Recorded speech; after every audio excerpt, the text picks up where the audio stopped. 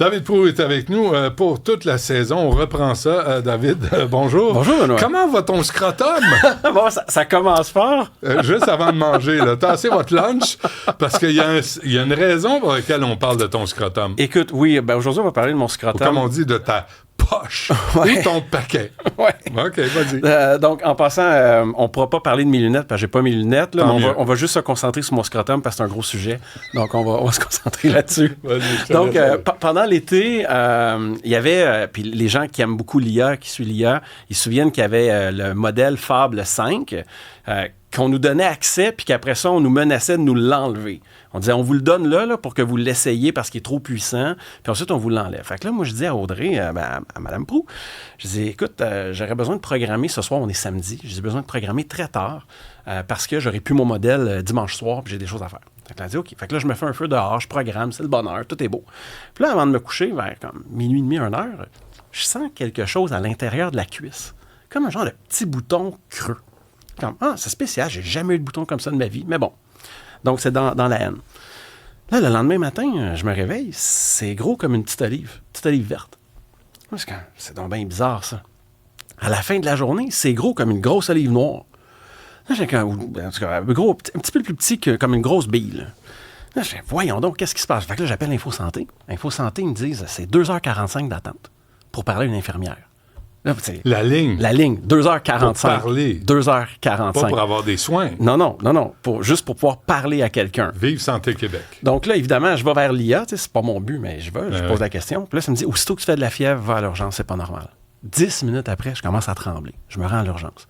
À l'urgence, je leur explique mon affaire et tout. J'attends. 4 heures plus tard, c'est gros comme une balle de golf. Là, je vais revoir l'infirmière. Je dis, écoute. Sans blague, là. Ah oui, sans blague. Ouais. Là, je dis, regarde, je suis arrivé ici, c'était gros comme une grosse olive. Là, c'est gros comme une balle de golf. Qu'est-ce qu'on fait? Ben, tu vas te faire voir un médecin, va dans telle chambre. J'attends. 4 heures plus tard, 4-6 heures plus tard, je vois finalement un docteur. C'est rendu gros comme 2 balles de golf.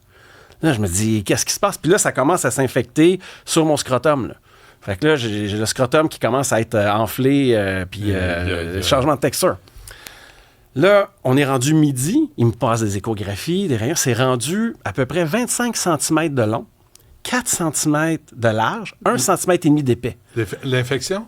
J'ai comme une grosse bosse dure qui est rendue sous l'abdomen, qui longe le scrotum, qui touche au scrotum, puis qui se rend même plus loin. Là, on va quand même donner un break aux gens jusqu'où ça se rend. Là, ça va être s'ils sont en train de manger. Donc, là, je capote un peu. Puis là... Est-ce que c'est douloureux? Oui, c'est douloureux. Oui. Je sentais les tissus, là. Et là, ce qu'on a appris, parce que là, je vais voir l'infirmière, je dis, écoutez, je suis arrivé ici, là. C'était gros comme une olive, là. Là, regardez comment c'est long. Puis là, ça s'en vient vers les organes, là, les intestins et tout. Est-ce que vous attendez que ça touche quelque chose avant de me donner de quoi? Là, ils m'ont donné des antibiotiques à spectre large intraveineux. Ouais. Et puis, là, la docteure... Puis là, moi, je suis pas fou. Je me dis, c'est-tu la bactérie mangeuse de chair? Parce que ça grandit tellement vite. Ouais. Puis là, j'ai vu que la médecin s'en venait un petit peu inquiète. Puis là, on attendait les résultats. Mais là, ils m'ont donné de quoi en attendant? Parce qu'on pouvait pas attendre. Puis finalement, ce que j'avais, c'était le Staphylococcus aureus. Puis, ça fait des infections nécrosantes comme la bactérie mangeuse de chair, dans certains cas. Donc, moi, Dieu merci, je peux te rassurer, tout le monde, s'il y en a qui s'inquiètent pour mon scrotum, j'ai encore mon scrotum, tout est beau. Oui. J'allais poser la question. J'allais me poser la question. Comment va ton scrotum? Donc, tout est beau. Et puis là... Non, mais c'est pas parce que c'est le scrotum, là, mais il y a un but là, à cette chronique-là. C'est parce que d'abord, toi, au lieu d'attendre le 8-1-1, qui finit toujours, et je le sais, les infirmières qui travaillent là-dessus me détestent profondément, ils finissent toujours par te dire, présentez-vous à l'urgence. Ouais. Là, tu as attendu 3 heures en ligne, présentez-vous à l'urgence. Toi, tu vas sur l'intelligence artificielle, dis « watch out ». J'ai 2 ou 3 angles IA à cette histoire-là, parce que je veux rassurer les auditeurs, là, cette année, je ne suis pas chroniqueur scrotum, je vais demeurer chroniqueur en intelligence artificielle. Je vais te donner un exemple. Pendant que j'attendais à l'urgence, là, il y avait une dame que tu voyais que la salle d'attente, c'est son club social. Elle parlait à tout le monde, elle parlait sans arrêt et tout. Mais là, moi, je veux dormir. Là. Il est comme 11h30, je suis claqué. Puis juste te montrer le niveau, la capacité des modèles qu'on a depuis l'été. En 5 minutes, j'ai demandé à l'AI, à Fable 5, je suis à l'urgence, j'ai besoin de dormir, j'ai mes AirPods qui peuvent annuler le bruit, mais j'ai besoin d'entendre quand ils vont dire mon nom.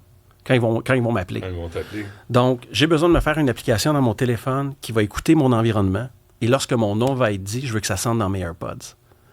En 5-6 minutes, l'application était faite, déployée et fonctionnelle sur mon téléphone. Donc, arrête. Je te le dis, on est rendu à un niveau de... Il y a une catégorie de développeurs qui s'appelle les indie developers. Donc, grosso modo, c'est quelqu'un de très bon qui développe des petits logiciels juste à son compte, qui publie ça sur l'Internet, puis il vend ça à quelques dollars par mois ici et là. Puis moi, je suis un consommateur de ces applications-là qui me font sauver du temps à gauche et à droite. Mais là, la capacité des modèles qu'on a maintenant, qu'on n'avait pas à la fin de la saison précédente, là, toute cette catégorie de développeurs-là peut être remplacée par l'IA. Parce que c'est des applications qui n'ont pas besoin d'être sécures, qui n'ont pas besoin qu'on appelle scalable ou de monter en puissance. Donc, qui n'ont pas besoin de servir des centaines de milliers de personnes en même temps. Donc, pour ces petites applications-là, le niveau de maturité des modèles est rendu. Alors, toi, tu as, David, dans ton téléphone maintenant, une application. Si tu vas à l'urgence, tu mets tes écouteurs, ça bloque le bruit, tu peux dormir, et dès qu'il annonce David Proulx, tu l'entends? Qu'est-ce que ça fait? Ça part une alarme. Bip, bip, bip. OK, là, tu les enlèves, tu te lèves, tu vas te faire soigner. Exactement. Ah ouais, mais ça n'existe pas pour le commun des mortels. Bien, le commun des mortels serait capable de le développer avec un petit peu de connaissances techniques. Là. Non, moi, je peux pas. Mais écoute, sinon, on va avoir un automne de fou ensemble. Non, mais tu sais, on paye 40 millions là, pour Santé Québec. Oui. Puis il n'y a rien qui sort de là. Il n'y a rien. Non. Toi, tu vas à l'urgence, puis tu arrives avec une application, puis tu dis... je veux me reposer, mais si on m'appelle, je ne veux pas rater mon tour, j'ai une application pour m'avertir. Ouais. C'est pratico-pratique, là. Oui, puis si on reprend l'exemple aussi, deuxième angle IA de mon aventure, le 2h45 d'Info Santé. Ils disent, n'allez pas demander des questions à l'IA, parler à une infirmière, mais moi, je pense vraiment qu'on a les modèles sont suffisamment matures pour que Santé Québec en fasse un modèle, là, qui respectent les règles de Santé Québec, puis toutes leurs procédures. En fonction des symptômes. Exactement, en fait. Puis qui est capable de faire la conversation et qui parle toutes les langues, soit dit en passant, puis qui pourrait servir l'ensemble de la population. Puis on vient de sauver toutes ces infirmières-là, on peut les mettre avec des patients au lieu de les mettre au téléphone. Donner des vrais soins. Et le temps d'attente ne serait pas 2h45. C'est fou, là. Non, mais il est temps. Il est temps. Puis les élections s'en viennent. C'est un autre sujet que personne n'aborde. J'ai très hâte de voir comment les partis vont adresser l'intelligence artificielle. Marie-France Duranceau, la semaine dernière, elle a fait, la ministre du ministère de la Cybersécurité et du Numérique et secrétaire au Conseil du Trésor, a fait un article en disant que l'IA était pour sauver des millions de dollars. Mais en même temps, la veille ou l'avant-veille, il disait on a fait nos économies de fonctionnaires, on peut recommencer à embaucher. Mais quand tu comprends l'IA, t'embauches de façon parcimonieuse, là, petit peu par petit peu. Là. Ouais, en fonction des réels besoins. C'est ça. Bon, alors, ton scrotum est sauvé. Mon scrotum est sauvé. C'est l'important pour aujourd'hui. Oui. On se reparle demain. À demain. Merci, David.